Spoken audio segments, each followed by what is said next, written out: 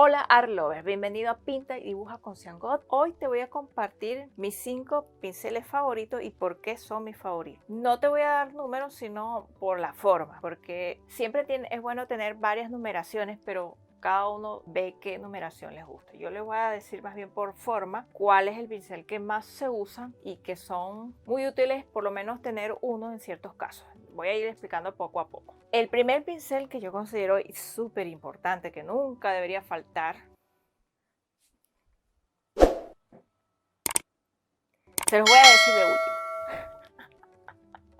Primero vamos a empezar con aquellos que no se usan mucho, pero que son también importantes y tampoco deben faltar. Vamos con el pincel abanico. El pincel abanico es este pincel que ustedes ven aquí, que está así como abierto, me parece un abanico, pues de allí viene su nombre. Pincel es excelente para hacer el follaje de los árboles, de esta manera que ustedes pueden ver acá. También les puede servir cuando ustedes van a hacer, por ejemplo, la textura de la hierba, de esta manera como les muestro aquí. También para los reflejos en el agua, como pueden ver acá, que les estoy poniendo el ejemplo, que uno pone unas pequeñas líneas como blancas, o también para poner algo de color, sobre todo en el agua del lago tranquilo. Este es nuestro primer pincel. El segundo pincel que les voy a recomendar es el pincel rastrillo. El pincel rastrillo es un pincel plano y tiene como las cerditas un poquito separadas, como ustedes pueden ver allí. Su función es un poco parecida al pincel de abanico. Sin embargo, este pincel yo lo recomiendo principalmente para hacer el pelo, la textura del pelo. Para el pelo es ideal, tanto pelo animal como pelo de seres humanos, cualquier tipo de pelo así es buenísimo para hacer esto. Te permite hacer estos efectos que ustedes pueden ver acá, estas líneas, y con estos ustedes pueden hacer maravillas, ya sea que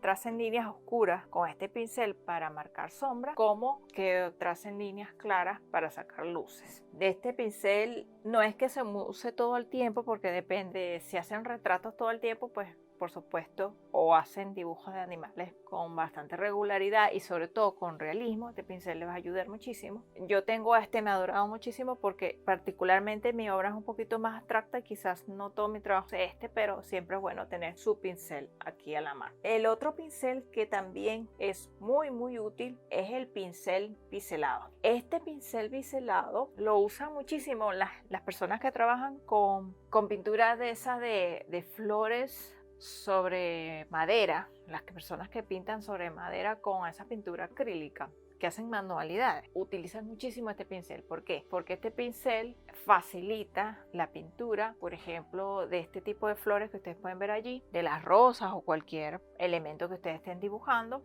También de repente para hacer el sombreado de las caritas así de los muñequitos que se hacen en manualidades, este pincel es muy útil porque la ventaja de este pincel es que como tiene esa punta así biselada, la punta más afilada le puedes poner un color y en la otra punta puedes poner la mitad otro color, y entonces cuando pasas el pincel con los dos colores, uno de un lado y uno del otro, al pasarlo se crea como un degradado. ¿Esto lo puedes hacer con otro pincel?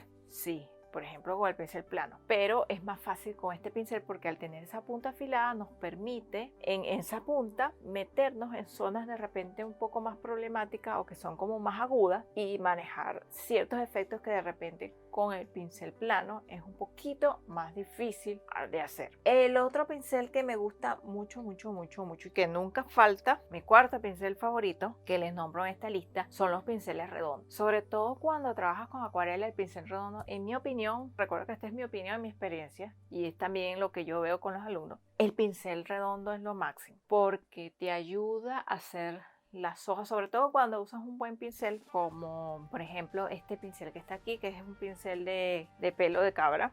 Este pincel que está aquí, que es de la marca Van Gogh, este pincel es bastante absorbente. Como ustedes ven, bastante gordito, pero la punta es ligeramente más fina, no tanto. Por ejemplo, si yo quiero cubrir grandes superficies, es excelente. Si quiero de repente hacer formas donde aprovecho la misma forma del pincel para hacer de repente una hoja, pétalo. ¿Qué otra ventaja tiene el pincel redondo? Por ejemplo, este pincel grandote que ustedes pueden ver aquí, puedo hacer trazos tanto gruesos como trazos muy delgados con el mismo pincel. ¿Cómo? Con la presión que le doy aquí al pincel. Cuanto más presión, el pincel se abre y se hace la línea más gruesa. Cuanto menos presión, la línea es más delgada. Si trazo con la punta del pincel, tengo una línea muy delgada que me puede servir para detalles. Es muy versátil ese pincel y eso me evita tener que cambiar el pincel a cada rato, que a veces puede ser un poco molesto cuando estás trabajando porque tienes que estar cambiando de un pincel a otro